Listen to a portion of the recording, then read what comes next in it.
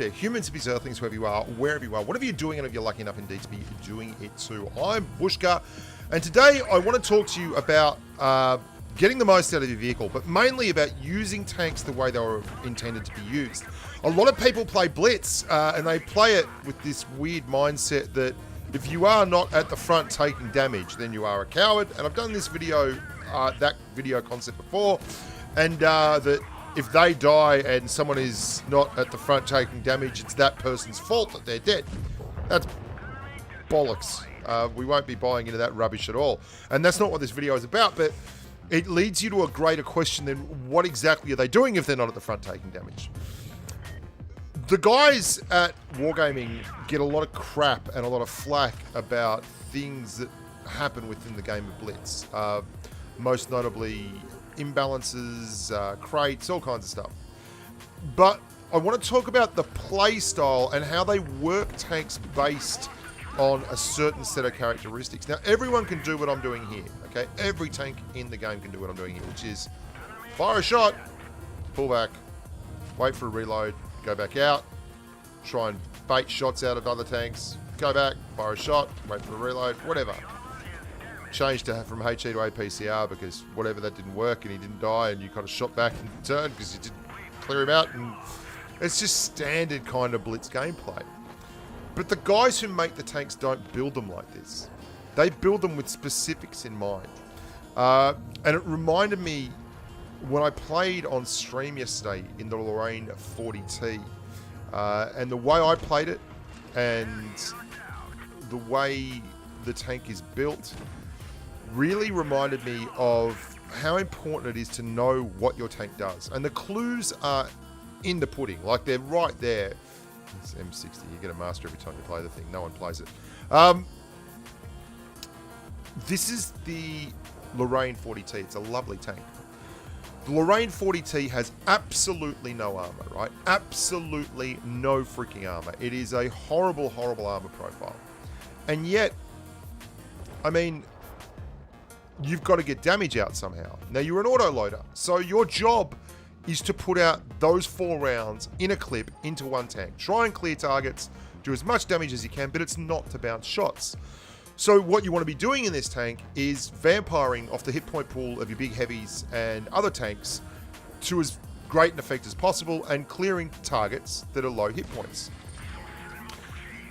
The worst thing you can do in this tank is drive it front line and peekaboo, because its alpha on its own is not great, right?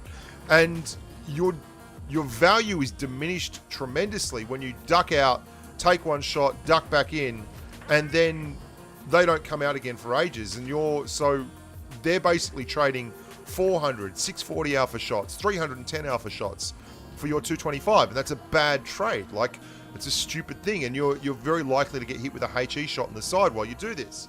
So you want to empty out a clip into targets. So you find opportunities to do that, and you dump damage. Think of it like this. Every tank has a clue as to what it should be hitting and how it should be played. The T62A has fantastic amounts of DPM, but it only has a 310 alpha damage roll. You've got a really strong turret. You've got an upper glacis that when angled can create auto bounce zones. So do you think that maybe the guys at Wargaming anticipate that that tank will deliver its payload by angling up severely on slight edges and berms in the landscape, and turning those slight edges and berms in the landscape into very good defensive positions so it can spend more time on target and bounce shots? You've also got mobility with that tank and good camo, and these things allow you to take advantage of stuff. The Lorraine 40T is a very quick tank with no armor profile and 4 in the clip. Its job is to find situations where it can clip people out, and it can get those shots out in a reasonably good and workmanlike manner. And if you save your hit point pool till the end of the game, you can actually do that and use your hit point pool to just absorb some shots from the bad guys at the end, and eventually, you know, get that damage done. And we're actually going to get 3 into this guy and then let him think we're running away, and then we're going to ram him as he comes forward, take a lot of his hit point pool, because we are quite a tubby little tank. Here we go. And that hurt quite a bit, because he's quite a tubby little tank too. We're trying to put our gun in front of his gun. And there we go. Get the clear. The Leopard 1, for instance, is a tank that has absolutely no armor profile, but it's got a similar DPM number to the T62A. Not as high, but similar. Same, but different. And if you think about it, what the Leopard 1 has is a little bit different to the T62A, despite the fact that it has no armor, is a very, very marginal increase, about 11% worth of alpha damage. So it can afford to be more peek-a-boom, more hit point trading than a T62A, because it can actually shoot someone for 350 alpha at very nice ranges and then turn around and go back into cover. Whereas a T62A does that, if it's forced to do that, it's 310 alpha. That's like 40 damage. It doesn't sound like a lot, but that's over 10% difference in alpha strike. That's very, very important. So the game has hints as to how your tank is meant to be played by the characteristics of your tank. This is an Object 263. I love this tank. I adore it. Everyone knows that. I try not to do too many videos on that, and I think I've been pretty good with that. Despite the fact that what I end up doing quite often is playing tanks at tier 10 that are facsimiles of the Object 263. Now the 263 has incredible firepower, 460 alpha, great pen, wonderful mobility, and a very, very awkward to pen armor profile if you move it, wiggle it, and jiggle it. What a lot of people do with tanks like this is they play it passively. The game is telling you that this tank needs to be played in a way that will, maximize the time on target, because it's got such massive damage per minute numbers, and will also maximize the armor profile so that you can bounce. Now you can do that at medium to long ranges, but it can really be super effective up close and personal.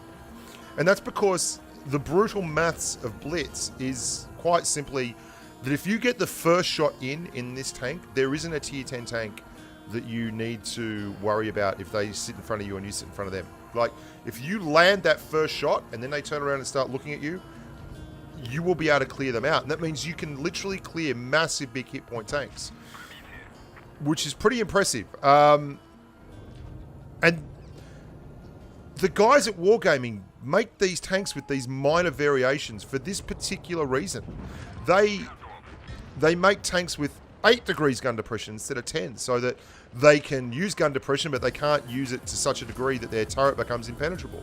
They make tanks like, some of the German mediums where you get gun depression, but you only get it over the side of the tank, so that you can't just sit there hull down. You've got to angle the tank up and expose a little bit and take a risk. They try and balance the game based on these factors, and sure, sometimes they screw it up and it's not perfect.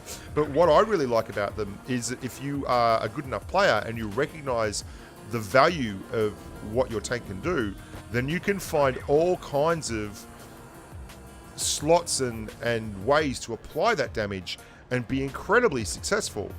And once you get used to a tank, and this is one of the reasons why the more you drive a tank and the better you get at it, the better off you'll be, you can then go hog wild. Once you know the limits of your vehicle, once you know what it can actually pull off, you can do crazy things, and you can bounce shots in tanks like the 263 because the other guys don't understand exactly what it is that your vehicle can do. Now, I think the whole point of this video is that if you're whinging about a tank not working, it's very likely that you're just driving it wrong. There are very few tanks in the game, the TOG aside, that that are the fault of the driver, that are the fault of the tank. It's nearly always the fault of the driver. Wargaming will generally give your tank a way to be successful. That's all there is to it. And if you don't recognize that, if you can't read the signs, then it's because you're not good enough or you're not thinking hard enough. And that's generally it. It's not about being... You can't just drive these tanks the same way for every freaking tank. Look at these two games. One of them, I've done most of my damage in the tight, up close and personal in the 263. The other one in a Lorraine 40T, I've done in a tier 9 game, but I've done 4,000 damage well outside the scope of the gameplay. Like really just vampiring off everyone's hit points. Because that's how the tank's meant to be driven. That's all there is to it. That's exactly how the tank's meant to be driven. And if you don't understand that as a player, then the only one that's going to be suffering from it is you. Stop looking for excuses, boys and girls. Get out there and look at the characteristics of your favorite mongrel and make it work. Be sure to join the Discord server. There is a link there in the description of the videos.